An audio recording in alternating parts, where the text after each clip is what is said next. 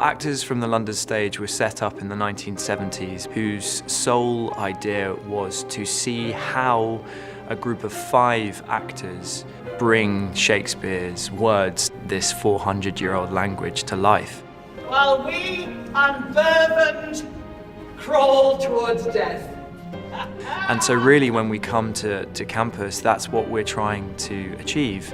How you bring the story of, in this case, King Lear, to life with only 5 actors. Oh, Lear, Lear, Lear! So the Schubert Fund in the English department allows us every year to do a special literary event. So we kind of rotate it. Some years we'll bring in a poet, other years we'll bring in a famous faculty member who will come here and teach for a semester or possibly a week.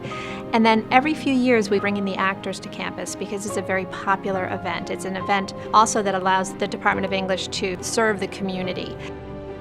To come into class and to work with students on public speaking, on confidence building exercises.